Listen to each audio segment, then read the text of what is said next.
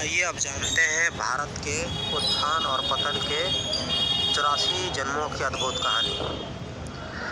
मनुष्य आत्माएं सारे कल्प में अधिक से अधिक कुल 84 जन्म लेती है। वह 84 लाख योनियों में पुनर्जन्म नहीं लेती। मनुष्य आत्माएं के 84 जन्मों के चक्र को ही यहाँ 84 श्रियों के रूप में चरित्र किया गया है, जो कि प्रजापिता ब्रह्मा और जगदम्बा सरस्वती मनुष्य समाज के आदि पिता और आदि माता है। इसलिए उनके 84 जन्मों का संक्षिप्त उल्लेख करने से अन्य मनुष्य आत्माओं का भी उनके अंतर्गत आ जाता है या आ जाएगा। हम यह तो बता आए हैं कि ब्रह्मा और सरस्वती संगम युग में परमपिता शिव के ज्ञान और योग द्वारा सतयुग के आरंभ में श्री नारायण और श्री लक्ष्मी पद पाते हैं। सतयुग और त्रेता युग में 21 जन्म पूज्य देव पद है। यह स्पष्ट समझे। अब चित्र में दिखाया गया है कि सतयुग के 1250 वर्षों में श्री लक्ष्मी नारायण 100% सुख शांति संपन्न 8 जन्म लेते हैं। इसलिए भारत में 8 की संख्या शुभ मानी गई है और कई लोग केवल 8 मनकों की माला सिमरते हैं तथा अष्ट देवताओं का पूजन भी करते हैं। पूज्य स्थिति वाले इन 8 नारायणी जन्मों को यहाँ 8 श्रियों के रूप में चरित्र किया गया है।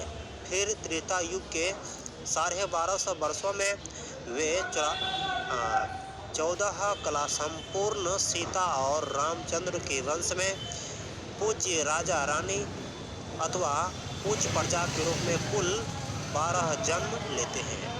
इस प्रकार सतयुग और त्रेता युग के कुल 2500 वर्षों में वे संपूर्ण पवित्रता, सुख शांति और स्वास्थ्य संपन्न 21 जन्म देवी जन्म लेते हैं। इसलिए ही प्रसिद्ध है कि ज्ञान द्वारा मनुष्य के 21 जन्म अथवा 21 पीढ़ियाँ सुधर जाती है अथवा मनुष्य 21 पीढ़ियों के लिए तर जाता है। द्वापर और कलयुग में कुल 63 जन्म जीवन पद है, यह भी स्पष्ट समझे। फिर सुख की प्रारब्ध समाप्त होने के बाद वे द्वापर युग के आरंभ में पुजारी स्थिति को प्राप्त होते हैं। सबसे पहले तो निराकार परमपिता परमात्मा शिव की हीरे की प्रतिमा बनाकर अनन्य भावना से उसकी पूजा करते हैं। यहाँ चित्र में उन्हें एक पुजारी राजा के रूप में शिव पूजा करते दिखाया गया है।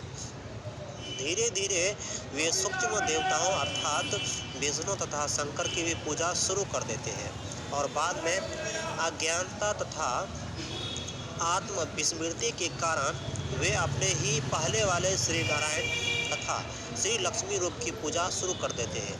इसलिए कहावत प्रसिद्ध है कि जो स्वयं कभी पूज्य थे, बाद में वे अपने ही आप ही के पुजारी बन गए।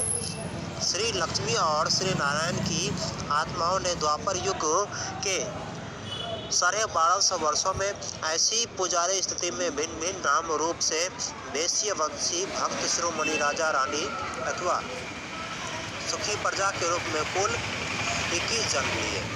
इसके बाद कलयुग का आरंभ हुआ। अब तो सूक्ष्म लोक तथा साकार लोक के देवी देवताओं की पूजा इत्यादि के अतिरिक्त तत्व पूजा भी शुरू हो गई।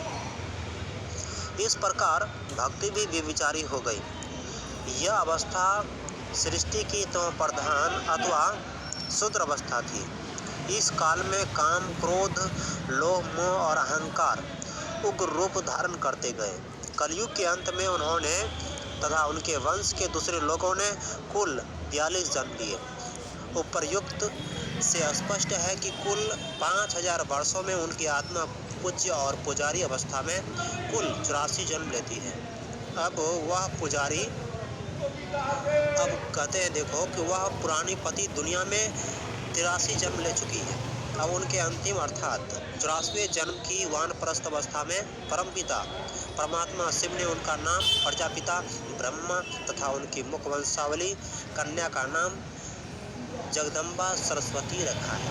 इस प्रकार देवता वंश के अन्य आत्माएं भी 5000 वर्ष में अधिक से अधिक 84 जन्म लेती है। इसलिए भारत में जन्म मरण के चक्कर को 84 का चक्कर भी कहते हैं और कई देवियों के मंदिरों में 84 घंटे भी लगे होते हैं तथा उन्हें 84 घंटे वाली देवी नाम से लोग याद करते हैं।